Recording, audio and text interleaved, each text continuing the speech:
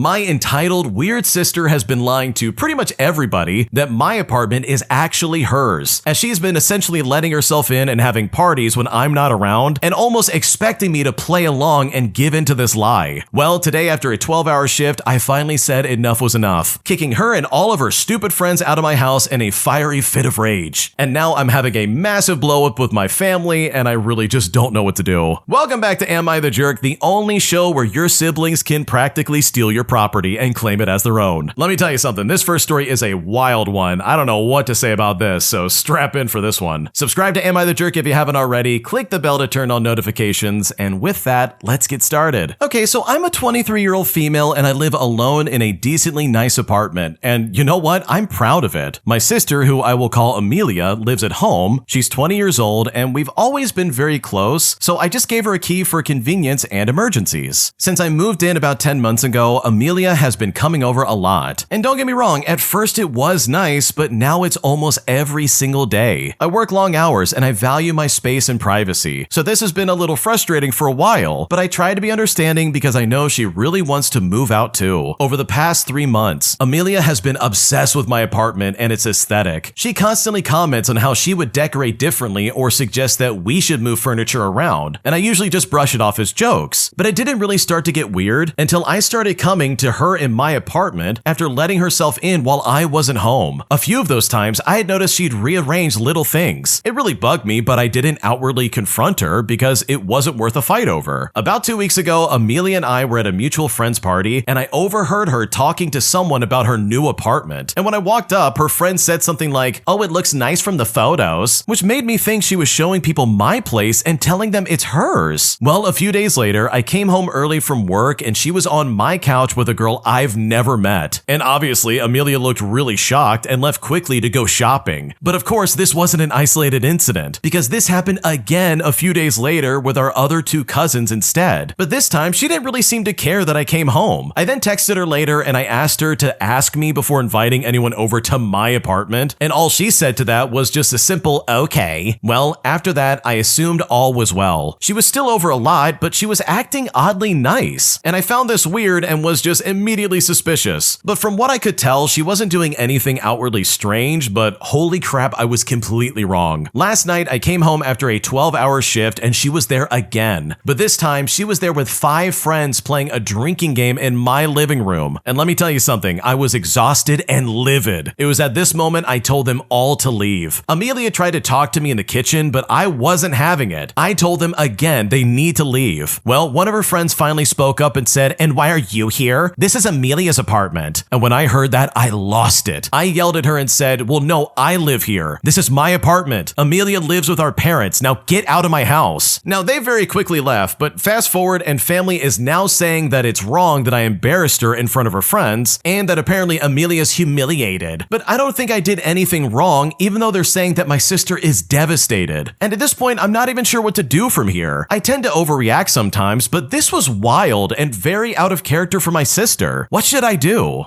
Oh my god, what is happening right now, dude? Your sister's trying to steal your apartment or something. This is weird. First off, I don't think anybody should be expected to live someone else's lie. Why should you cover for your sister and be like, "Oh, I don't want to embarrass you, but everyone's gotta leave. Can you tell your friends to get out of your apartment and we can work this out?" No, dude, I'm not gonna play into this fantasy. This is not your place, it's mine. I should not be expected to I don't know, play into your weird scam just to save face for you. Holy crap, is everybody missing the point here? Everyone's trying to be like, "Wow, you really embarrassed your sister." But it's dude, I came home to my sister having a drinking game in my living room with people I don't even know. Bro, that's way more embarrassing for me. What is going on? I don't want to have to do this, but you've left me no choice. I don't know about anyone else, but this really would piss me off, quite intensely. I would be so annoyed by this. Oh my god. If you've watched this channel for a while, then you know for a fact me as the narrator, I love my privacy. My home is my special place. No, you can't live here. I want to live alone until I find that special someone to live with. Like, what are we doing? Stay out. So someone trying to be like, oh yeah, I live here. This is my place. I actually live here and I own this apartment. Yeah, my sister, she just stays here when she wants to. Like, no, dude, I don't think so. That's weird and creepy behavior. So my judgment call says that you are not the jerk here. You didn't do anything wrong. AmITheA is an idiot. She was living a fantasy and she clearly got ahead of herself and put her foot in her mouth. And that is absolutely not your fault and you're not responsible for any fallout, regardless of what your stupid family says, who's just completely missing the point.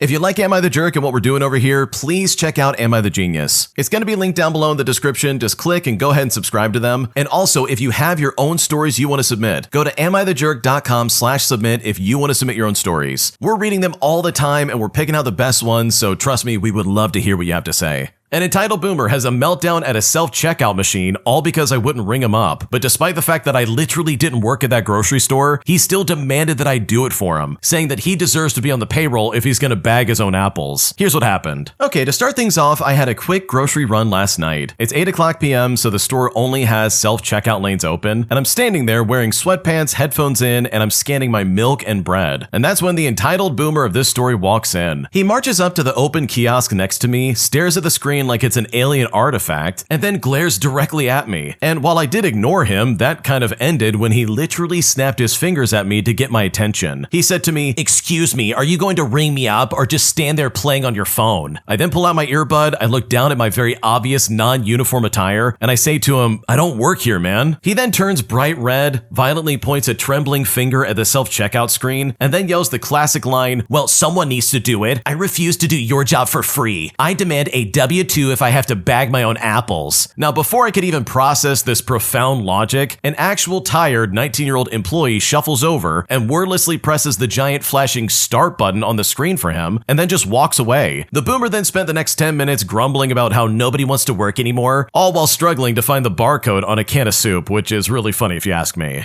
Okay, I really hate how some boomers act like this, and no, I'm not saying all boomers do this, but man, there's a lot of you that do, and it is so obnoxious. Like seriously, you're really unable to bag your own groceries? I almost prefer that instead of going through the line sometimes, dude. Especially if I have a small amount of stuff, it's just faster. I'm not a thief and I'm not gonna do anything wrong. I'm gonna pay for my stuff and leave. But boomers like this don't want that kind of convenience. This kind of boomer wants a slave they can boss around and pretend like they have some authority over, and I cannot stand that attitude. And I see it so much in that generation of people. So please, if you're a boomer, don't be like this. Don't be that weird guy that walks around and acts like, oh yeah, everybody owes me something, because it is not doing you guys any favors. My entitled ex maxed out my credit cards all before we broke up, putting me in a situation where I'm literally tens of thousands of dollars in debt because right now I really just don't know what to do to get out of this. Here's what's going on. Okay, so I had dated this guy for only a year and a half, and in that time, he had emotionally manipulated me enough to bundle all of his bills with mine, saying that it would save us both some money. Well, after his bills were all conveniently bundled with mine, he then quit his job to pursue his passion of working for himself in the online creative space.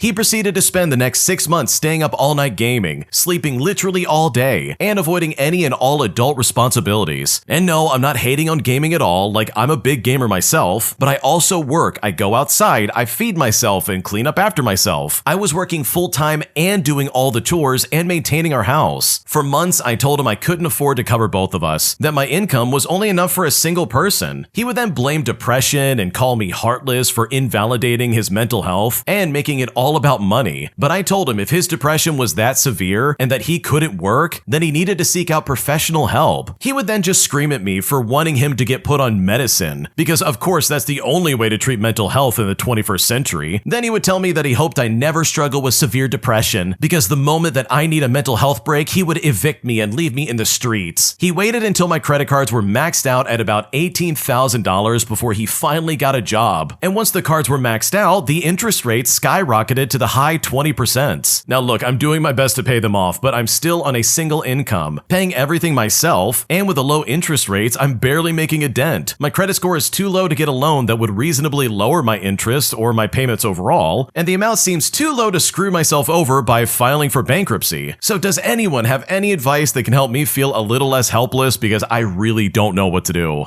Oh my gosh, dude, I don't know about anyone else, but it kind of sounds like this guy did this on purpose. Like, I'm not a lawyer, dude. I don't know anything about anything. But seriously, it sounds like he maxed out your credit cards and then got a job just as like some weird petty revenge. Because think about it, this guy really got pissed off at you because you're like, hey, you need to get a job. And then he's like, oh, I'll show you. I'm gonna max out your credit cards. And it's like, I don't know, that kind of seems malicious and pre-planned. So if I was in your shoes, I think I would look into like getting a lawyer of some kind or like going to small claims court, because this can't possibly just be your responsibility. Like, holy crap, it sounds like he's the one that did this. And I know for a fact if I was in your shoes, that's probably the route that I would take. Today, I messed up by misunderstanding what job I was interviewing for, resulting in some of the biggest red flags I've ever seen for a potential job in my life, which made me decide that I don't want to work at this place because I've never been yelled at like that in my entire life. Here's what happened. Okay, so just to preface, most of my career history has been project management, and unfortunately, I got laid off back in October due to seasonal layoffs. A couple weeks ago, I applied for a job as a project manager, and I didn't know I had another dream job until I saw this one.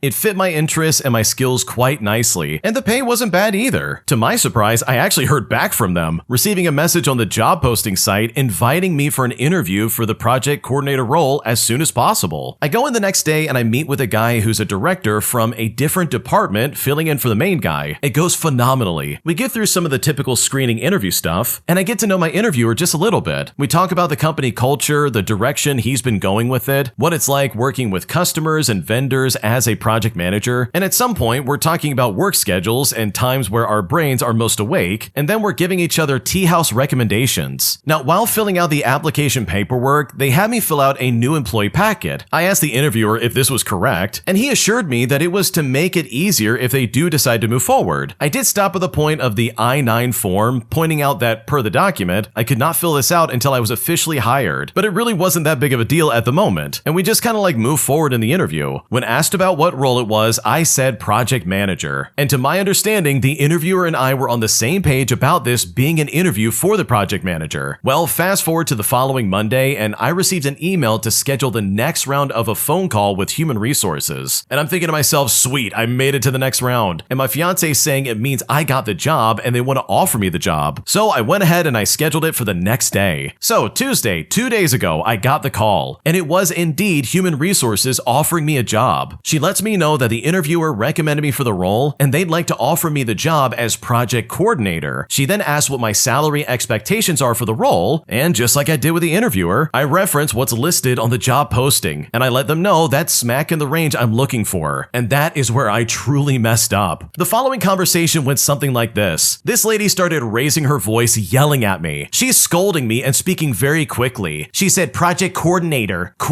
role. We're offering you the project coordinator position, not the project manager, project coordinator. Now at this point, I'm panicking just a little bit because I was expecting an interview, not to be yelled at by human resources that I didn't even work at yet. Now, of course, I apologize and I tell her, I'm so sorry, I misunderstood at first. I would love to hear more about the project coordinator role, but guess what? She scolded me more. I honestly don't remember everything she said here. It was a lot of words and it was very loud and very fast. I then let her know in the most professional terms I can that I was under the impression I was interviewing for the project manager role. I was not aware that there was something different being offered. I'm so sorry. I'm definitely interested in hearing more about the project coordinator role though. Now, as a side note, I have come across several times in my job search where a company calls the same role several different titles. So I didn't think anything about it when the job board message had a slightly different name. But after I said all this, she then just yelled at me more because she said, well, I put it specifically in the message, project coordinator. I tell her again, I misunderstood. I'm so sorry. I would love to know more about the project coordinator role, to which I get an explanation of what vertical integration means at this company. She then asked me what my previous role paid me, so I began to answer, letting her know my directly previous role had a different title, and trying to explain to her how much I made. But in the middle of that, she interrupted me again to tell me, never mind, it doesn't matter. Just tell me what your salary expectations are for the project coordinator role. Now at this point, I'm like rapidly trying to Google because I was under the impression that this was for the project manager role when I was preparing. And you know what? I just pulled the first range that pops up, which thank God it ended up being the correct one for my area. She also is insistent that she wants it in an hourly rate instead of yearly, so I'm trying to convert everything as quickly as I can, and I let her know that I'm looking to start in a range of about $25 to $30 an hour. Which guess what? When I said that, she almost starts screaming at me. She yells at me, telling me that the job only pays $20 an hour, and that this is apparently the actual accurate range for my area, stating that $25 to $30 an hour is too high. Now, at this point, I put her on speakerphone so my fiance can hear this absolutely bewildering exchange. She then asked me again if I'd like the job, and I tell her, well, due to the change, I'll have to talk it over with my fiance and I'll let her know. Well, she practically interrupts the end of my sentence and just says, okay, goodbye, like she just didn't even want to hear my voice anymore. Well, with all things considered, let me tell you something, I am not taking this job. I haven't seen or heard any role description or job duties. Not to mention, if the head of human resources already hates me, this really just can't end well. And you know what? I still haven't called her. I have a health condition flare-up, but I haven't heard anything from them at all. So honestly, this is such a mess and I don't know what to do. Holy crap, this is one of those situations where they posted on a job board one role and then they try to offer you a different role, and instead of like going back and being like, oh no, we made a mistake, instead they decide to double down and be like, wow, you're the one at fault. You're the one getting it wrong. I can't believe you don't know what you're getting a job for. Like, dude, give me a break. What are we talking about here? First off, like if I was in that situation, I would tell that lady, look, you need to calm down. Like, I don't care what's going on. I don't care how pissed off you are or how angry you are that you're not getting this right. Like, seriously, chill out.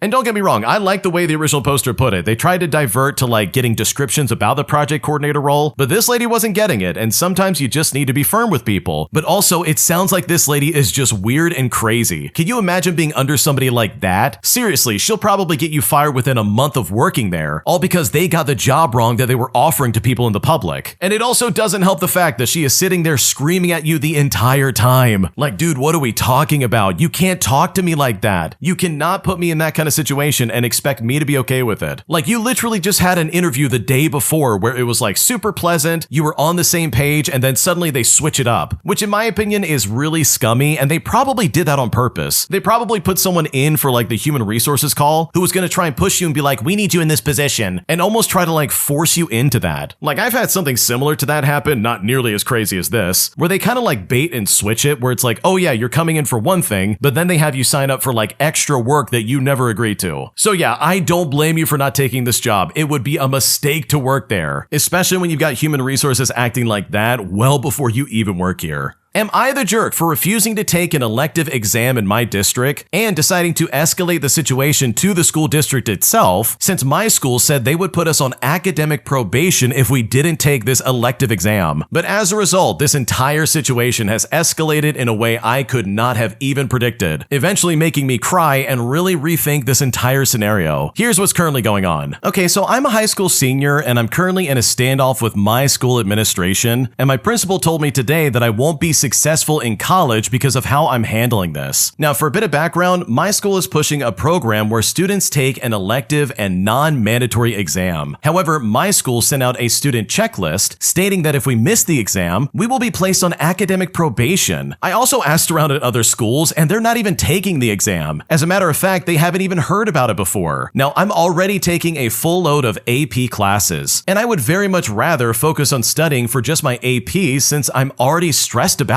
them. When I asked for the policy justifying the probation threat, I got no answer. So I emailed the district superintendent's office just for clarification. Well, today I was called into a meeting with the principal, the assistant principal, and my counselor. Instead of discussing the probation policy, the principal told me that I had testing anxiety, telling me that I should speak to a social worker, that that's why I don't want to take the exam, and that I'm being emotional by reaching out to the superintendent and escalating it. When I stated my opinion that students should be able to choose the college credits they wish to pursue, they proceeded to tell me that in the future, at workplaces or even in college, I won't get to choose what I do and don't want to do, even though the thing that I don't want to do is an elective exam that I have a choice of not doing. Every single time I tried to bring the conversation back to why academic probation was threatened in the checklist, they continued to tell me that I was being emotional and talked about how much the test could help me. I then ended up tearing up in front of them because of how much they were attacking my character instead of just explaining the rule. My parents are on my side, but but the school was acting like I'm being a difficult student for wanting to know why they're making me take an exam that I literally don't need to graduate. In fact, I could see the annoyance on my principal's face every time I brought it back to the academic probation threat. My sister said that I should just take the test and get it over with instead of turning it into a big thing. So seriously, am I the jerk here for not wanting to take this stupid test and for going over their heads to the district because right now I don't know what to do? Okay, this is a sore subject for me because I had principals and people in leadership in high school who acted like this, who were these narcissistic, high and mighty people who just could absolutely do no wrong. So this is making me have crazy flashbacks right now because I hate people like this. I absolutely hate it when the people in charge are trying to push crap like this that isn't even required, saying, oh, you're gonna be punished if you don't take it, despite this being elective and not needed. Now, the original poster did go on to clarify that not taking this exam won't affect their graduation, but the fact that they made you cry in that office and really give you a hard time for pretty much no reason, if anything just to pad the stats of their district, in my opinion is more than enough reason to go over their head. I would almost be tempted to go straight to the superintendent's office one day and be like, hey, what's up? What are we doing here? Or reach out to their secretary or whoever you need to. I would make as much noise about this as possible and be like, do you see how these people are treating me? This is the kind of crap that absolutely deserves scrutiny. They deserve to be punished and they deserve to be exposed. Think about it. They're in the position of power and they want you to be a silent victim. They want you to sit there and just take it. While they sit there and oh yeah, you're so emotional. Wow, you're really upset right now. Oh, you're crying. I can't believe that we're right. It's dude, you're picking on a teenager. What's wrong with you? I hate people like this so much. It is so frustrating. They don't listen, they make up their own rules, and then they change the rules once you catch them on it. That's the only reason the principal is sitting there trying to avoid your question, instead trying to be like, oh, you're emotional. Why don't you cry already? Also, I'm just gonna say it's incredibly inappropriate for 3 adults to have a conversation with 1 teenager. I don't care what's going on. That is absolutely weird. The parents should have been involved in that private conversation 100%. That is not okay in my opinion. So yeah, this situation sucks. You're not the jerk for not taking that exam, and I would make as much noise about this as possible. I would scream it from the rooftops and every social media possible that these people are trying to hinder my graduation while also trying to judge my future based off of one stupid exam I don't need to take. That is ridiculous. That is so over the line and unprofessional, it's not even funny. An entitled pastor lies straight to my face, claiming that he has every right to take over a reserved spot at our park, claiming that he got permission from the people who actually reserved this spot by saying that they're good friends despite the fact that they've never met before, forcing me to prove this guy wrong and humiliate him in a way that he truly will never forget. Here's how it all went down. Okay, so I'm a ranger at a park that's very popular for outdoor picnicking and gatherings. Several of our picnic shelters are available for reservations, while others are always first come, first serve. Now, of course, until the group who paid for the reservation shows up, part of my job is to make sure that no one else tries to claim the shelter as their own. Well, one busy Saturday morning, I had to intervene when some random people started to gather at Shelter 2, which was reserved for someone who we will call Susie Smith. I directed them to another available area before they got too settled in. I did a lap of the park, assisted with some other camping logistics, and passed by Shelter 2 again. And this time a new group was setting up now, which was a huge affair. We're talking several dozen people, multiple coolers, food warmer trays, several big bags of charcoal,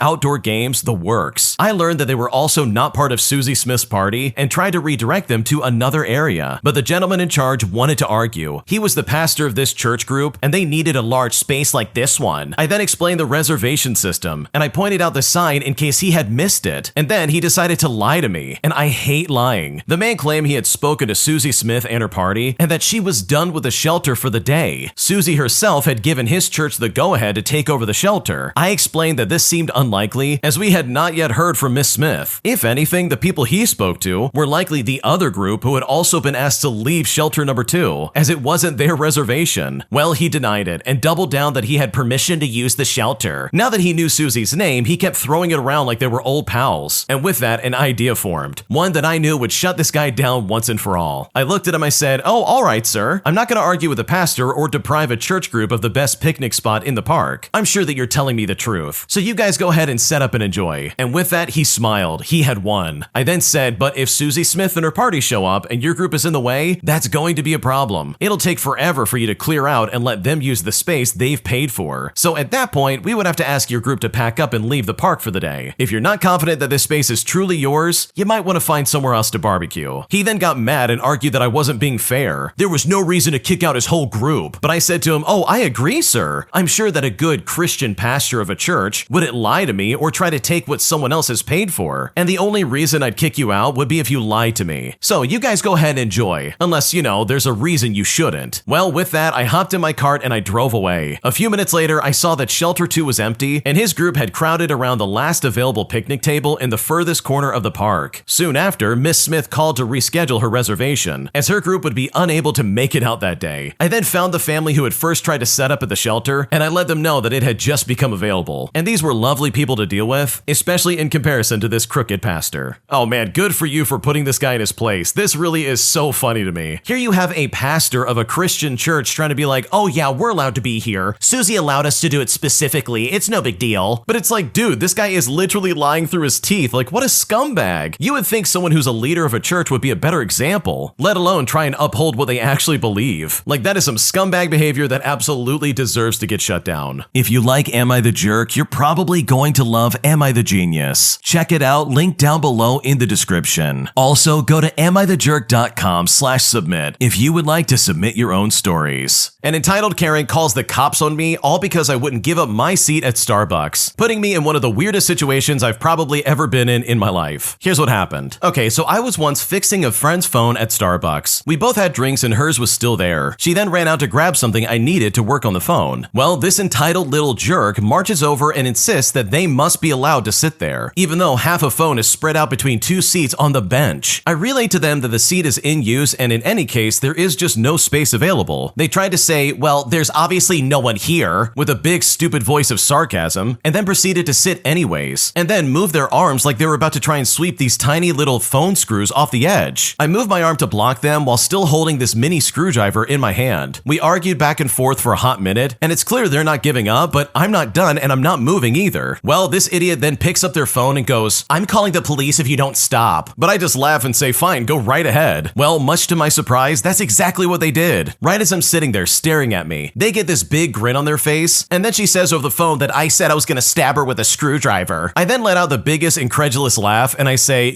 that's complete BS. You're trying to steal my friend's seat, and then try to push a bunch of her stuff onto the floor. So they get up and go outside and wait for the cops to show up, while I just finish repairing the phone. Considering that I was nearly done anyways, it really didn't take long, and just as we wrapped up, the cops showed up. We started to leave and I just kind of paused and I thought to myself, no, you know what? I'm not doing this. And I ended up walking over to the cops. I say to them, I'm the one this little psycho's talking about. Here's the tools I was working with, and this is the phone I was just repairing when they tried to shove the stuff on the ground. Do you need me to stick around? One of the cops just gives me an eye rolling, looking like, oh no, we know this one, and goes, no, you're all good. And so we just left. Now, what's crazy is that a few years later, I saw a post on the housing group in the area talking about exactly this kind of behavior, and much worse, like changing locks on roommates, throwing stuff out, etc. And they were warning people not to rent to this person. And it's funny because the picture they posted was someone who looked exactly like them. And while I'm not sure this is necessarily the same person, I honestly would not be surprised if it was, because this behavior seems incredibly familiar. Dude, this lady was crazy. Like, seriously, it is just a spot at Starbucks, dude. Like, why do you gotta act like a complete psychopath? Not only were they gonna like destroy your property and throw it all over the place, but they also made a fake phone call to the cops. Like, dude, you're a loser. Why would you do that? Just find somewhere else to sit. So yeah, I would not be surprised either if this is the same person that you dealt with, because it truly sounds like something they would absolutely do. Am I the jerk for telling my friend that I can't stand her daughter after I've literally witnessed her daughter take advantage of my friend in ways that are completely unacceptable, leading to my friend now giving me the silent treatment and making me wonder if I might have crossed the line? Here's what's going on. So I don't have any children of my own, but one of my girlfriends had a son of her own and adopted her niece at birth 17 years ago, even as a young mom. My friend did a great job raising her children, and at some points worked 3 jobs just to ensure her children got everything they could ask for. I have always applauded her for spoiling her kids and providing a luxury of life for them all on her own. Now, here's where things get a little bit sour. Her adopted daughter fell off the handles and stole her car and purse, which she didn't have a license to drive. She didn't call the police on her, and which I really get it. You don't want to get your child arrested. Her daughter then ended up leaving to live with her biological mom, who is my friend's sister. While in her care, she had no rules. She never went to school, and then she ended up pregnant. And we all gathered around to help out in any way that we could for this baby. My friend even threw a massive baby shower, and we all put in a lot of effort to make it fun. Well, my friend's daughter showed up, but spent most of the party outside passing joints around. And then when she was back at the party, she didn't appreciate all the people who had literally helped put on the baby shower, but instead made a big speech thanking her mom, her biological mom, while referring to my friend, the one who raised her, as her first name. It was terrible to see my friend treated treated awfully, but my friend still continued to provide everything to her daughter and bought 2 of everything so the baby would have everything at my friend's house and at the baby's home. The baby arrived and it was all sugar sweet. My friend was by her daughter's side to help with the baby and was back to being referred to as mom by her daughter. And it was nice like this for maybe a month. When the baby was a month old, my friend's daughter was already trying to pawn off the baby to go back to partying and getting in trouble. Now, how do I know this? Well, she moved into my mom's neighborhood and also was posting to her Snapchat, not realizing I wasn't blocked from seeing it. I mentioned it to my friend and she was just living in denial. It got to the point where the daughter was airing out her baby daddy drama by posting it on the internet and was asking for substances, parties, and even posted about her friends calling in fake reports to the police, to both the school and the mall, and just laughing about it. And at this point, I decided to remove her from my social media. Now, here's where I might be the jerk. My friend wanted to throw her daughter a big party to celebrate her 18th birthday, talking about themes and gifts and wanting to make it very elaborate. I thought about what I wanted to say, and I settled on advising that I wasn't going to come because I couldn't stomach watching her daughter disrespect her, and that I really just can't stand being around her after how she's been acting. I wished her a great party and hoped her daughter appreciated her throwing her a party in the first place. Well, my friend hasn't spoken to me now in 2 months, which makes me think that I might be the jerk here. So truly, did I mess up in some kind of way? Because right now I don't know what to do. No, honestly, I think you absolutely said what needed to be said, and any good friend who's worth their weight in gold would have been like, yeah, your daughter's not a good person. She's clearly taking advantage of your friend, and it's like, no matter how many times you try to spend money on her or like throw a party, I just don't think she's gonna care about you in the same way you care about her. So no, you're not the jerk for speaking up and saying the truth, because in my opinion, I think your friend absolutely needs to hear the truth. An entitled Karen tried to get my dog euthanized, all because her son was scared of him. She even took this a step farther by filing a complaint with animal control, claiming that my dog had bit her son, trying to get me in trouble in a way that was completely inappropriate and completely false, leading me to believe that this lady has some serious problems. Here's what happened. I'm a 29-year-old female and I have a golden retriever named Benny. He is calm, trained, certified as a therapy dog, and honestly more polite than most people. I walk him daily at the same time through our local neighborhood park. Well, one day this entitled mom comes up to me with her maybe 8-year-old son trailing behind her. She starts to say to me, "Excuse me, can you not walk your dog around here anymore? My son is afraid of big dogs." I then say to her, "Well, I'm sorry to hear that, but this is a public park and he's leashed and under control." She looks at me and says, "That is not the point. He gets anxious when he sees your dog. Do you want to traumatize a child?" I then told her that I'd be happy to cross the path if we saw them again, but I wasn't going to stop walking my dog. Well, fast forward a week and I get a knock on my door from animal control. And apparently this entitled Karen filed a complaint saying that my dog was aggressive and bit her son. Now, luckily, I had timestamped security cam footage of us coming and going that day, and I even had a neighbor's phone video of Benny playing fetch nowhere near them. Well, the complaint was dropped, but I still can't get over the fact that she tried to have my dog put down, all because her kid just didn't like dogs, which really makes me believe that this woman has some serious issues. Dude, what a psychopath. Who in their right mind would do that? Like seriously, if you don't like dogs, then guess what? Don't go to a park that has dogs that walk around. Like what's going on right now? This is so stupid. This is so easily solved, it's not even funny. She could go literally anywhere else in the world, but instead she tries to be like, "You need to change your behavior for me," and then try to be like, "Oh yeah, your dog bit my child. I'm gonna have it put down." It's like, dude, what's happening right now? On that note, I really hope there's some kind of like legal step you can go through, because she literally made a false report against you and your dog. And this is like a certified therapy dog, so there's gotta be something on your side when it comes to like filing a complaint against her. Like she literally endangered your dog's life for nothing. Like actually no reason at all. You've never talked to this lady, you've never interacted with her or her stupid son. So for her to come out of nowhere and be like, "You need to leave," like that's just so dumb and obnoxious. So good for you for shutting that down, and thank God you had some footage, because otherwise this could have easily gone in a much different direction. Am I the jerk for yelling at my sisters, all because they wanted to come on a fishing trip that was meant to be for just me and my dad as a graduation present? Because right now, even though it's been a few months later, I'm still very bitter about this and I just don't know what to do. Here's what's going on. I'm an 18-year-old female and I have a stepsister and a sister. I've never really gotten along with my stepfamily, but that's not super important for this story. I had just graduated high school, and as a reward for graduating and getting into my chosen program, my dad had booked a fishing charter for me and him and a family friend to go out and fish for a day, hopefully catching something and then have a nice fish dinner. I was super excited for this and spent ages researching everything, all the way down to what lures I'm going to use on the lake. Then one night we went out for dinner, namely me, my sisters, my dad, and stepmom, and my sisters announced how excited they were to go on the fishing trip. Now this would not have been a problem if that was the original plan. I've gone fishing with them before and it was fun, but I rarely get to spend one-on-one time with my dad. so this was supposed to be special. On top of that, my biological sister had already had her graduation present the year before, which was a month-long European vacation. And no, I'm not joking. I wasn't allowed to go on that, of course, because it was my sister's present and I would get one the next year. After I tried to explain that no, this was my present and it was my time to have a solo trip, my dad just said they were coming and that was the end of the story. I then got upset and I yelled at them in the restaurant that it wasn't fair, that she had her fancy vacation that cost tens of thousands of dollars, and I just wanted one day, a single $200 fishing trip. Then I ran off to go sulk and whatnot, only to then return about 15 minutes later just to be screamed at for being ungrateful and cruel, and then being told I was no longer going on the fishing trip. Well, the next day, my sisters and stepmom went on the trip, and while my dad did end up taking me on a smaller one, it still felt bad, and I will be completely honest, I was a bit grouchy for the duration of it, but I really did try to have fun, and I did catch something in the end. Well, today, a few months later, my dad suggested that my sister go on another short European vacation, while also helping our stepsister move, and staying a bit longer because of course she wouldn't just stay in Italy for 2 days. Then he mentioned having another fishing trip for the two of us, and I just jokingly said, well, shouldn't we wait to have my sisters get back? To which I was promptly called ungrateful and rude again. So I just want to know, am I the jerk here, or is there something else going on that I honestly cannot control? Because right now I just don't know what to do. You are not the jerk. Let me just say that first and foremost. You didn't do anything wrong, and the fact that your dad is showing favoritism is unbelievably disgusting. Because that's exactly what's happening, by the way. He would rather go to Europe with his other daughters than deal with you at all, apparently. And you're not even asking a lot. You literally are just trying to be like, hey, let's go on a fishing trip. Let's spend some one-on-one time together. How is this such a problem? Like, that is super uncalled for and just super toxic in my opinion. And the fact that he doesn't see a problem with it is just so bizarre to me. So yeah, this is a really crappy situation, but it's definitely not your fault. Because the fault, in my opinion, falls squarely on your dad's shoulders. My entitled brother gave out my phone number when we were younger to some random girl who called me repeatedly over and over again. But now, all the way into our adulthood, even though it's several years later, I finally got my revenge by giving out his phone number to a bunch of construction workers who have been using it in a way that honestly he will never forget. Here's what happened. Many years ago, before I was married, my little brother gave my phone number to some random girl while on a high school trip from St. Louis to Kansas City. This girl called me repeatedly one night while I was having dinner with my then girlfriend, claiming she was my little Italian princess. Well, fast forward several years, and this jerk is now on his third marriage, presumably because he's a massive narcissist. Now he's got a kid, and our mom shared his social media post to celebrate the birth of her 6th grandchild and 2nd grandson. Well, he lit her up, claimed that she didn't have his permission to share it, and then went into a 3-screen long diatribe about how she, my sister, and myself are the reason that he's been in therapy for almost 10 years, which is amazing because I cut all contact with the guy 5 years ago and barely even wanted to associate with him for 10 years before that. But needless to say, I digress because now I finally got my revenge. I recently handed over his number to a friend that's in construction with the guidance to give it to all of his construction friends and send them pictures of their actual crap from their job site porta potties. I've also started carrying a permanent marker in my truck so that I can leave his number behind in any sketchy gas station, bathroom, or a porta potty that I can find, with a simple note of saying, hey, text me because I want to talk to you. And sure, while it is petty, it definitely still feels really good to get back at this guy because he was a nightmare growing up. Oh man, yeah, that's definitely a good way to get some like very petty revenge. Like, you don't even talk to this guy anymore and you're giving out his number to people and being like, oh yeah, send gross pictures to him, like flood him, absolutely overwhelm his phone with this stuff. That's really funny in my opinion. I think that's hilarious, and honestly, that does seem like a good way to get revenge, especially with the way he treated you growing up. An entitled jerk refuses to allow me to do my job, telling that I can't tell him how to do his job, despite the fact that it was literally my job to inspect his plant that he worked at, resulting in his plant getting shut down, all because he refused to listen to me. Here's what happened. Okay, so this happened decades ago for a food production company where I was a quality control manager. I regularly checked the quality of the food that we produced, as well as the food production lines for 4 plants in the area. One plant I inspected was operating within tolerance and received a generally good report, but I had to note one potential hazard. The parking lot was in terrible condition, and the dust that the employees' vehicles kicked up as they entered and left work could enter the plant and contaminate the food production line. I gave a copy of my report to the plant operations supervisor and suggested we get it taken care of before the USDA inspector noticed it. Well, his response was to say, "You were here to inspect food production, not the parking lot." But I said that I'm here to ensure the quality of the food product that leaves this plant. But he responds by saying, "That's BS." And then he said the words that every malicious complier thrives on. "Don't tell me how to run my plant." Well, fast forward 6 weeks later, and the USDA inspector shuts down the plant, citing the quality of the parking lot and the heightened risk of dust entering the food production line. And it's like, oh man, who knew that was going to happen? But even then, there was a workaround that could have easily kept the plant open, only the plant operations had demanded that I don't tell them how to run their plant. But even so, I had to ask. The following month, after the lot had been repaved and the inspector had finally approved the plant to be reopened, I said, well, why didn't you just close down the parking lot and have the employee park on the street? You could literally schedule the repave on a weekend and the plant could have stayed open in operation. Now, this guy didn't lose his job. In fact, he just retired from that company. So I guess it was a lesson learned, but you can bet he definitely did not talk to me ever again after that. Wow, imagine being so stubborn and idiotic that you wouldn't do exactly what it takes to, like, I don't know, make sure your plant is gonna stay open and have like things going on the way it's supposed to go. And you can bet this guy was given two options. He can either be fired or he can retire early. And I'm positive that guy decided to retire early because he has no other prospects if he gets fired. So good for you for doing your job, and honestly, this guy got exactly what he deserved. Because if he had just listened, all of this could have been avoided very easily. Am I overreacting for wanting to quit my job after I was falsely accused of stealing something at work? Because right now I am completely heartbroken, and at this point I don't know what to do. Here's what's going on. Okay, to start things out, I work as a stalker. I've never done anything wrong at work, and I work very hard and go above and beyond what I need to do. But yesterday, I was accused by a boss saying that I stole and drank one of their beers. But this is not true, and I'm very upset about it. I told them that they're wrong and I could see the footage, and they said there's no camera there, but they said that they could see me do it. Now, I bring my own water bottle to work, and that's all I've ever drank. I told them that they're wrong and how upset I feel about the accusation, because I work really hard for them. At the end of the night, they apologized and said they feel stupid for accusing me and know that I'm a good worker and probably the best worker they've ever had, and they don't want to lose me. But I still feel hurt and let down. Like, why am I working my butt off so hard and going above and beyond when this could happen so easily? I mean, what should I do here? It's really stressing on me, and I feel undervalued and underappreciated, and I really just want to quit at this point, but I'm honestly not sure if that's the right move. What should I do? Okay, dude, the second anybody falsely accuses me of anything is the second I'm gonna put my notice in or just straight up quit and go somewhere else. Seriously, this is them probably testing the waters to see if they could get you in trouble, just to see how you would react to that kind of thing. Because you said it yourself, dude. You go there, you work hard, you do your job, you're not bothering anybody, and you're literally just trying to do a good job. And trust me, I respect that. I think that's something that's really good about a worker, and the fact that you're showing those qualities is a good thing. But from the sounds of it, these people are trying to take advantage of you or just try to get you fired entirely. So if this was me, I would 100% be going to like human resources and being like, look, these people are falsely accusing me of stealing. I'm not okay with this, and I don't appreciate that. Because this absolutely could be considered them trying to like defame your character and get you in trouble, especially for something that they have no evidence of, aside from them saying, oh, we saw you do it. Like, that's the first thing I would do, because trust me, you do not have to put up with this. These people do not have the right to treat you like garbage and make you seem like some kind of criminal because you've done nothing wrong. And then depending on how that conversation goes, like, I would absolutely start looking for another job. This does not seem like a place where there's going to be longevity of any kind. It seems like it's full of people who are just a bunch of bullies who are going to mistreat you pretty much no matter what. And that's really not fair for you, and you absolutely do not deserve that. An entitled couple freak out on me after I refused to move my seat on an airplane, as I did not want to give up my window seat for their spoiled brats, resulting in the longest flight of my life, as they literally instructed their children to kick my seat the entire flight, forcing me to get some revenge on them in a way that I'm sure they were never expecting. Here's what happened. Okay, so I was on a flight and it was the first leg of a journey. I had pre-boarded and settled into my seat, and I had chosen a window seat. The flight was not full, so there was plenty of room, but with the open seating, you'd better grab the seat that you want. I wanted the window seat, as they usually are the first ones to go. Now, a mother and two kids, and the kids looked to be at about like elementary school aged, also pre-boarded and chose the row behind me. The kids also have their carry-on bags that are like knapsacks with gaming devices in them, and I had seen them in the airport. The mother then makes eye contact with me. She asked me to give up my window seat so both of her kids can look out the window. Well, I say no, and I get an eye roll and a sigh in return. A few minutes later, general boarding is happening, and along comes the father. He's standing at the end of the row I'm sitting in, and he asks, why aren't both my kids in the window seats? And no, he didn't ask me, but it felt like it was really directed at me. But you know what? I'm not moving. I don't want to sit in an aisle or center seat. And if you really wanted those seats, then why didn't you pre-board and figure that out beforehand? Well, the father sits in the end of the row that I'm in, with the center seat essentially being empty. The announcements are made, and the kids are told that their bags must be stowed, but they keep their devices out to play with. And it's like, okay, well, no one seems to be interested in the window. Well, the flight takes off and the seat kicking starts. I asked the father, hey, can you please ask your kid to stop kicking my seat? But after I said that, nothing happens. I then loudly say, hey, please tell your kid to stop kicking my seat? This guy then looks at me and says, if you had given up your window seat, he wouldn't be kicking your seat. I considered asking the mom, but she seemed to be checked out and rather useless. Well, eventually, the flight attendant comes over and tells the kid to stop. But as soon as she left, the father tells the kid to kick the seat. The entire time in the air, this was a cyclical occurrence. The kid kicks because the father told him to. I loudly ask the father to tell the kid to stop. The father doesn't do anything. The flight attendant tells the kid to stop, and then the kid just stops for a few minutes until the dad starts it all over again. And this was a good part of the flight. I keep shifting in my seat to get comfortable, but it's torture. And I am not about to let this ruin my day. But I have a plan. I had one small bag in my overhead, and I knew this would solve all my problems. It's then that an announcement was made. It said the following: if anyone has a connecting flight scheduled to leave within the hour, please raise your hand so we can get you out as quickly as possible so you can make your next flight. Well, I had a connecting flight, but it wasn't for another 3 hours. I was planning to meet up with some friends between my flights. I then noticed that the kicker family did not raise their hands, meaning that they were staying on the plane. I then raised my hand even though I really didn't need to, as I wasn't in a rush, but they didn't need to know that. The plane lands and taxis to the gate, and now I have to pretend that I'm in a hurry. Well, the father at the end of the row just sits there. He makes absolutely no attempt to move, so I can't get out of the row. He just acts like I've inconvenienced him the entire flight. I mean, I'm sure he would have loved for me to miss my flight. Well, I let the other passengers who were obviously in a hurry get off the plane first. I then got out of my row, I stood up, and I opened the overhead bin. I then pretended to have to move a few items around to get my carry-on bag out, but in reality, I didn't have to move anything. Instead, I unzipped their carry-on bags, which were large knapsacks, and I grabbed my small bag and I exited the plane. So now, when they go to grab their bags, all their stuff is going to spill out. And while that's going to be an inconvenience, it's the least I can do after the way they treated me on my flight. Dude, these people suck. Imagine being that miserable that you have to instruct your kids to treat someone else like crap all because you didn't get what you wanted. Like, I don't know about you, but I absolutely would have made a much bigger scene about this. It seems like the original poster was being way too nice here because the way they're treating you was completely uncalled for. Like, seriously, this is not okay. And in my opinion, they deserved a lot worse than what you planned. If you like Am I the Jerk, you're probably going to love Am I the Genius. Check it out, link down below in the description. Also, go to AmITheJerk.com/submit if you would like to submit your own stories. My entitled friend has me work on her house at a very discounted rate, but then refuses to pay my invoice, saying that because she's unhappy, she does not have to pay for anything, resulting in me having to lay down the law and put her in her place in a way she will never forget. Here's how it went down. A few weeks ago, a former work friend asked me to help out with a job at their house, knowing that I run a very small side business around my full-time employment. We were friendly at work, but the only time we ever hung out outside of it was one time several years ago when I drove over an hour to see her on maternity leave. She's never contacted me socially ever since then. Her son is approximately 8 years old now, and any friendship we had mostly came from me making the effort. Now, I flagged some safety issues based on the age of the house. We agreed on precautionary testing, and I had her pay the lab directly with no markups and no charges for my time. I didn't bill her for any pre-work like site visits or any planning. The only invoice I sent was for the install day, which included the gear charged at my cost and a full day of labor and travel. During testing, I mentioned a click sound, likened to the sound of a light switch, from one part of the system, and a week later, she messaged me saying that she wasn't happy with it. I called and discussed options, and I offered to return on Thursday night since I'd be out of town that weekend. But here's the thing, she didn't pay the invoice by the due date. When I followed up, which I had to pay my supplier, she replied that she didn't feel obligated to pay since she was unhappy, and said that I needed to come Saturday morning instead, after we had already agreed on Thursday. At this point, I was upset. I had already planned to return, and I'd done a lot for free. So I emailed her a timeline showing all the time and work that I'd put in, about 4 times what I invoiced. I then said that I was hurt by the changed plans and the withheld payment, and I made it clear that no further work would be done until the invoice was paid. I said that any further work would be charged appropriately and ended this by hoping that it was all just a misunderstanding. Well, she replied by saying that there was no misunderstanding, that she had learned her lesson about trusting friends, and that they would get someone else to adjust it. Well, she paid the invoice, and I sent one last message thanking her and leaving technical safety notes for whoever she hires next. But now I keep wondering, was I unfair to expect to be paid for my time? Would a better friend have done more for free, or ignored the schedule change and come on Saturday anyways? Am I the jerk here? Because honestly, I'm not sure what to do. No, your friend's insane. She seriously thought she could get you for like free labor or some crap like that, and didn't even try to like sweeten the deal by paying you on time. Instead, she just sat there and was like, oh yeah, well, I'm really unhappy, so I'm not gonna pay yet. And it's like, dude, you have to pay. This is so weird. You can't just sit there and be like, I'm not gonna pay because you didn't do it right. And it's like, dude, if there's stuff that needs to be done, just like go along with a plan. You're already getting a significant discount, like a discount at 4 times the rate. Why would you not jump at that and agree to whatever the original poster would want to do? So no, you were literally doing a favor, you did her so much work, and she was not grateful for a second of it. And that, in my opinion, is not your fault, which absolutely marks her as the jerk. Am I overreacting for locking up my pantry after my roommate kept giving away my food to her boyfriend? Because right now I'm still pretty pissed off and I'm not sure if I made a mistake. Here's what's going on. Okay, so I live with 2 roommates, but this is mainly about someone I will call Tanya. Tanya's boyfriend basically lives with us, even though he doesn't pay rent. I didn't mind at first, but lately I've noticed food I bought just disappearing. The tipping point was when I bought groceries for the week, including expensive stuff for meal prep, and I came home the next day to find half of it gone. Her boyfriend apparently had the munchies and made herself and him dinner using my ingredients. Not even basic stuff, but things like salmon, pesto, the last of my oat milk, and a whole box of pasta. I confronted her and she said, "Oh my god, we were starving and everything was closed. I'll replace it later." But guess what? She didn't. So I bought a plastic storage shelf and a lockbox. I stuck it in my room and I started storing my pantry food and snacks in there. Tanya found out and now she says I'm making her look bad, saying that I'm treating the house like a prison. Our other roommate is staying out of it, but she does say that it is kinda intense. So seriously, am I overreacting? I honestly feel like I'm just protecting my stuff because right now I just don't know what to do. Okay, I'm just gonna say your roommate is a piece of garbage. Seriously, they're stealing food from you. Like, that's completely uncalled for. There's no reason to be doing that. And the fact that they're trying to be like, oh wow, you're treating the house like a prison, acting like you've gone too far when you're just trying to protect your property. You spent a lot of money buying that stuff, so for her to be like, oh, we had the munchies, sorry about that, we'll pay you back later. Like, that just sucks and there's no good excuse for that. So no, you're definitely not the jerk. This kind of behavior is completely uncalled for, and if I was in your shoes, I would have done the exact same thing. Am I overreacting for telling my sister-in-law to stop posting my daughter on TikTok without asking me first? Because right now, everyone's saying I'm alienating the family and that I'm being uptight, but in reality, I'm simply trying to protect my kids' privacy. Here's what's going on. Okay, to start things out, my daughter is 4 years old. Her husband's sister, who's 21, is super into TikTok and posts constantly. We're talking makeup routines, story times, dances, etc. She visits us a lot and has started including my daughter in her videos. I've asked her twice to ask me before filming or posting, and she always says, "Oh, of course, sorry, I didn't even think about it." Well, last week I found a video where she had used a clip of my daughter dancing in the background. It was nothing bad, but the caption said, "Teaching my niece how to slay," and she tagged her 30,000 followers. It then got a ton of comments about how cute she was, but also some creepier ones that really freaked me out. So I told her again, no more posting her without asking me every single time. She then got defensive and said I was ruining harmless fun and acting like she was some kind of stranger. My mother-in-law says I'm being uptight and alienating my family, and my husband thinks that I'm being reasonable, but is too scared to pick sides. I'm not trying to be controlling. I'm just trying to protect my kids' privacy. So seriously, am I overreacting here? Because right now I don't know what to do. Dude, your husband is a coward. Are you kidding me right now? This guy literally can't step up and be like, no, don't take pictures of my daughter. Like, seriously, that's all it takes. All he's got to do is step up and be like, hey, you need to stop this right now. Like, this guy literally is trying to be like, oh, I agree with you, honey, but I'm not going to say anything in public because I'm scared. Like, dude, grow a pair. Like, what are you doing? For the record, you're not overreacting, and the fact that anyone's posting pictures of your daughter online without your permission, like, that is absolutely uncalled for. There's no way this is okay. Like, seriously, this is bad. So yeah, if I was in your shoes, I'd be just as pissed off because this kind of behavior absolutely needs to be shut down. My entitled boss refuses to allow me to work from home, despite the fact that I'm contagious with strep throat. But after I come in to work after he said I can't work from home, he very quickly learned the errors of his ways, choosing instead to send me back home so that he doesn't get sick. Here's how it went down. Okay, I'm the type of person who doesn't get a lot of symptoms when they're sick. A scratchy throat, a runny nose, but nothing that really knocks me out of commission. However, I try to remain aware that anyone else my contagious self infects might not be so fortunate. So one morning I wake up feeling off, and I text my boss that I'm going to urgent care, and I will let him know what they say. I get strep throat a lot, and I had it again. So they give me antibiotics, and they send me on my way. I then call my boss, and I ask him if I can work from home, which by the way, 100% of my job can be done from home, and he says no to me. You can either take a sick day or just come in. So I straight up tell him, okay, I'll see you shortly. Now, my boss is the type of person who just really doesn't listen. He hears what he wants to hear, and most everything else goes in one ear and completely out the other. I pull into the parking lot, I put a mask on, and I head straight to his office. When I barge in, he's in the middle of a video call. So my one colleague overhears all this and has to keep from laughing. My boss then says, oh, they gave you a clean bill of of health? But I say, nope. Like I said on the phone, I feel decent enough, but I'm sick and contagious. I then reach into my pocket to pull out a pill bottle. I've got to be on these antibiotics for at least a couple of days before I'm not. I even coughed a bit for dramatic effect as I stood there breathing his air. He then says to me, "Oh," and the color begins to drain from his face. He then looks at me and says, "Well, why don't you go ahead and work from home today?" And with that, I looked at him and I said, "Okay, I'll do just that, boss." Which is really funny because he only now says that now that he's at risk of getting sick, which obviously could have been completely avoided if he simply listened. Dude, that is so frustrating. You literally told him on the phone, "Hey, I'm still sick. I need to stay home." And this guy's like, "Oh, either take a sick day or come in." And it's like, dude, do you really want me to take that second option? Because I'll happily do it. Hey, I'll get everybody sick. You think I care? I'll start licking doorknobs, bro. You think I give a crap? I'm already sick. I'm gonna get better in a few days, but the rest of you are gonna be down and out. So it's like, yeah, this is completely self-inflicted, and all of this could have been avoided if he had simply listened. Living with my mom is really suffocating me, and I'm honestly at my breaking point. Because right now, as I'm trying to figure out my university plans, she is literally not helping anything. And at this point, I don't know what to do. Here's what's going on. Okay, I want to start off by saying that I've always done things to make my parents proud, but my mom is the only one who sees it as a brag. When I became a student in one of the top universities in my country, she treated me like I'm bragging about something. I'm not even sharing with her about how I'm suffering, I'm alone, I'm depressed, I'm struggling, and I'm anxious about so many things. And even though I passed university, she still calls me that. But when I do achieve something, she treats it like it's hers. I mean, even during my graduation day, I didn't get to do the things that I wanted to do. It was all her who planned everything. I just wanted to eat out, but she insisted that we invite her side of the family in our house and that we cook and buy food and eat together. Now, I was too tired and pissed off after eating because it just didn't feel like a celebration. It was more about feeding them food they didn't even ask for, and they didn't even know why they were there. They just knew they were celebrating something. Well, right now as an incoming freshman, I'm looking for a dorm. This university is at least an hour away from our house, and the city it's in is in frequent floods during rainy days, and it gets tons of traffic there, so the best choice really was to have a dorm. I was looking for cheap ones, the same value that she would pay a school bus to pick me up and drive me home, and although it's hard to find dorms like those, I just kept on looking. When I got home late one night, she asked me why I was looking for dorms when I don't even have money to pay for it. And take note that our family is well off. We don't struggle with money. I've always done things to make them proud, but it's not right that I should be begging to get a dorm. She willingly pays for my brother's dorm while I'm looking for ones that are less expensive. My brother admittedly doesn't even study that much, while I need more time to study, and it feels like 24 hours isn't even enough for it. Other parents are treating their smart kids like gems, but why am I being treated like dirt? I honestly deserve good things too, and right now I just don't know what to do. Man, it really sounds like your mom's a piece of work. She's literally just treating you like garbage for no reason, despite the fact that you're the kid that's actually probably going to get things done in college. So hopefully this all works out for you, because honestly, your mom's treating you very poorly and you deserve way better than this. My landlord's entitled sister literally tries to force me to move out just so her son can move into my place and start over after a bad breakup. And I'm honestly still blown away by this situation. Here's how it went down. Okay, so this happened 2 months ago when I moved into a new apartment. It's a small complex with just 4 units, and I honestly loved how quiet it was until the landlord's sister decided to show up. Now, at first, I didn't know who she was. She just started showing up randomly, watering the plants in the shared courtyard, walking into the laundry room without knocking, and giving unsolicited advice on how I should properly park my car. Well, one day I'm cooking in my kitchen and I hear the screen door open. I come out and I find this woman in my backyard. It is a shared space, but even still, she's moving my flower pots around. I politely asked her what she was doing, and she says to me, "Oh, I'm the landlord's sister. I helped him decorate this place. These don't look good here." I then told her that I rented that unit, and I would prefer if she didn't move any of my stuff without asking. She then just rolled her eyes and literally said, "Well, you're just a tenant. I'm family." The next week, she knocks on my door and asks if I can move out early because she wants to rent the place for her son, who is just starting out over a breakup. Mind you, I had signed a lease and I had been there for barely 2 months. I got pissed off immediately and I asked her to leave, and then I called the landlord and I reported what was happening. And when I told him this, he was horrified. He apologized profusely, and he told me that his sister has no authority whatsoever and wasn't even supposed to be on the property without notice. He had to change the lock on the courtyard gate because she kept letting herself in. So it's honestly crazy to me that some people think that just because you're family, this somehow gives you a license to act incredibly weird. Dude, I can handle someone being in the backyard moving flower pots around. Like, that is a big red flag, but it's not like the end of the world for me. But I'm telling you right now, if someone's like, "You need to move out. My son needs to move in instead." If someone actually said that to me, I think I'd lose my mind. Like, I'd go nuts on them, dude. There's no way that's seriously happening right now. Like, seriously, who is she to say say who can and can't live in these units. It's like she has no authority to boss around any tenants, dude. Just because you're the landlord's sister doesn't mean anything. You're not the landlord. You're not someone who works for him, so like get lost. So yeah, that situation's crazy because I know for a fact I would not handle that well. Am I the jerk for calling out my sister and my niece over dinner after they had been so disrespectful to me and my family after we traveled across the country just to visit them? Because after there was a huge blow up, things have never been worse. And right now I'm honestly not sure what to do. Here's what's going on. I'm a 35-year-old female, and recently I went on vacation with my husband and our 4 kids to visit my sister who lives across the country. Our kids had never met, so we planned to stay in an Airbnb about an hour and a half away from her home, closer to some of the attractions. She offered her house, but I chose the Airbnb for convenience, and she agreed, saying that she was down for whatever. When we arrived at around 10 o'clock p.m., she still had not shown up. Her kids later said that she had been screaming at them outside for an hour. Eventually, they came in, we visited briefly, and then went to bed. The next morning, we had plans to go to an amusement park. She left at 5:30 in the morning to let the dog out, and she didn't return until 11, long after our plans to leave. I was annoyed. I mean, she knew we were flying out here to see them and didn't even arrange a dog sitter of any kind. At the park itself, she disappeared again for 3 hours just to take her daughter to the mall, and honestly, I was hurt. The next morning, she packed all of her things. Even though we were supposed to stay another night at the Airbnb, she said she was just going home to let the dog out and would text me the plans later. Well, she never did. I texted and hours passed by before she replied saying that she got busy and suggested we drive to her house an hour and a half away that afternoon. Well, with a baby in tow and it being late already, we opted to stay local, but we then planned to stay at her house for our last night. When we arrived the next day, her kids mostly kept to themselves. Her oldest, who was 15 years old, stayed in her room almost all day, and at this point, I was really frustrated. There had been little to no effort from her or her kids to actually spend time together. At dinner, her oldest said that she wasn't hungry and stayed in her room, and so here's where I might be the jerk. I asked my sister if she thought it was appropriate that her daughter was staying in her room, and when I said this, I was calm but clearly annoyed and frustrated. Well, when she heard this, she exploded, screaming at me to stop analyzing her family. I quietly told my husband and kids to get up and that we were leaving, and she kept yelling about how I had a perfect life, and I just brought up how it felt like they were avoiding us the entire trip. She then responded by screaming about how I wanted to stay in the ghetto, which the Airbnb wasn't. I mean, we all agreed it was really nice. We both yelled at this point, and my niece was upset, and I had cooled down before going to apologize to her. I went to her room to tell her I was sorry, and my sister yells at me and says, "Get your hand off my daughter or I'm fighting you." But I told her I didn't even touch her daughter. I then responded with some choice words of my own, and then we left. So honestly, am I the jerk for commenting about her daughter or for leaving in the first place? Because right now I'm incredibly frustrated. No way, you're not the jerk here at all. Your sister's being an idiot, and the fact that she's snapping at you, literally over nothing by the way, is just so weird to me. She's obviously insecure about what's going on, and yeah, it really does seem like she's been avoiding you this entire time. Like if I was in your shoes, I would feel the same way. I would be like, wait a second, you guys are like clearly avoiding me, right? And for me personally, I really value my time, so when someone disrespects that time by not being ready to go or like to do the thing we're planning on doing, that drives me nuts. That seriously drives me up a wall, and I'm never okay with it. And it sucks too, because it's like, wait a second, I literally came across the country to visit you, and you seriously did not plan around making this happen? Like seriously, what's going on right now? That's not only incredibly disrespectful, but so dismissive. For me, it shows that your sister just doesn't care about you and your family. You're literally an afterthought, and it's like, okay, I guess they're visiting, whatever. Like the fact that she's like, oh, I gotta go let the dog out. Like that's such a weird cop-out excuse. You should have found a babysitter for the dog or something like that. And I bet the only reason she wanted you to stay at her house was because she's too lazy to go visit you an hour and a half away. It's like, dude, your family's in town for a limited amount of time. At least pretend like you want to be around them. Don't instead like make up excuses and be like, oh, I'm sorry, I've got to let the dog out. Like that is such a weird cop-out, it's just not even funny. And it's not fair for you or your family. Like your kids had not even met these people yet, and it's like, wow, this is the first impression we have? We need to get out of here. These people yell and scream all the time. I'm not dealing with this. So honestly, you're not the jerk here. There's obviously some weird stuff going on with your sister because she's obviously jealous of the life you have. But regardless, that's not your problem in the slightest. You didn't do anything wrong, and instead you were just very frustrated with someone who clearly didn't care about you. And hopefully in the future you don't deal with the sister in this capacity ever again, because I can imagine she will probably do this again several times over, well before she ever turns a corner and figures her life out. My boyfriend's parents literally have bribed me with $15,000 so that I will break up with their son, as they have literally never liked me and treated me like garbage since the beginning of my relationship with my boyfriend, putting me in a situation that I honestly wish I could run away from. Here's what's going going on? Okay, so my boyfriend and I have been together for a little over a year. For reference, my boyfriend is 36 and I'm 34. Now, for reference, his parents hate me over a gift. It's a bit of a long history, but to make a long story short, I gave a jokey gift and a basket of other gifts to his mom on Mother's Day. She and her husband have always been awful, but the siblings and significant others have had my back as well as my boyfriend. Well, last night I stepped out to tend my garden and I had to get some other stuff out of my car. And when I got to my car, there was a letter on it. It said the following: "Hi there, we are deeply sorry if we offended you. Please understand that we as parents love our children and you have now taken all of them from us. This smear campaign is going overboard. Please do not be cruel." And also in the letter was a check for $15,000. I showed this to my boyfriend and he took pictures and sent it in the sibling group chat. And this morning was a blizzard of calls and text messages. My boyfriend got text messages from his mom and he asked the obvious question of what in the world is going on. Well, she said that she figured that was a peace offering as she knew I grew up poor. My boyfriend then said to her, "Mom, this is just too far. I'm sorry, but this is just over the line. My girlfriend and I are no contact. Do not contact us and do not come on our property or come near us ever again. Just stop." His mom then said, "I wanted to protect you, but if you want to be stubborn, so be it. Keep her, but don't lose us. We are your parents. We love you. She can leave you anytime. She doesn't want you. Parents never abandon their children." My boyfriend then said to her, "Well, if you love me, you would have accepted the person I love. And I know you don't like her. You made that very clear." His mom then said, "She is no good, but it's not my choice, okay? I know it's not my choice. You have to make your own mistakes." She then sent a wall of text of why I am not good for him. Now, the very apparent reasons of me being queer and not religious were there, but here are just some of my favorite other ones that she mentioned. She said, "I'm so thin, so I clearly must be on some kind of substance. Also, I garden and I clearly am growing," that's right, some other kind of like illegal substance. She says I'm of a particular race and that in certain parts of town, that race likes to sell those substances. She then said our children will be sick because I'll be taking these substances all the time while I'm pregnant. Oh, and apparently I like anime, which makes me immature. There were more than that, but it's honestly just so bizarre because this lady truly just doesn't like me for some of the dumbest reasons on planet Earth. Wow, imagine being so stupid and petty that you're like, "Oh, you grew up poor. Here's $15,000 and a peace offering. See you later. Stop this smear campaign." And it's like, dude, what are you talking about? The only person with a smear campaign is you. She is literally acting like a psychopath, dude. If someone goes no contact with you, that means, hey, don't show up in my life. I don't want anything to do with you. And it sounds like the boyfriend and the original poster are doing exactly that. They're saying, hey, we don't want anything to do with you. Please stay out of our lives. Which, by the way, hey, guess what? That's their prerogative. If they want to live their life like that, then so be it. Respect their wishes and move on. But instead, she's trying to blame the original poster as if they're the problem. But literally, just based off of this post alone, and not even reading the other posts about this situation, you can clearly see that the mom and dad are literally the problem. So yeah, hopefully these people do not show up in your life again because they sound like an absolute nightmare. If you like Am I the Jerk, you're probably going to love Am I the Genius. Check it out, link down below in the description. Also, go to amithejerk.com/submit if you would like to submit your own stories. My entitled employee refuses to give back a company car after I let him go for literally not doing his job. But after he decides to not give it back in a timely fashion, I decide to take matters into my own hand by pulling off the greatest heist I've ever pulled to get my own car back in my possession. Here's how I did it. Okay, my now ex-wife and I lived in Southern California back in 1991, and we opened and operated a small logistics company. Now, it was small as I had just sold my interest in a large specialty logistics company, and at the time, I was restricted by a non-compete.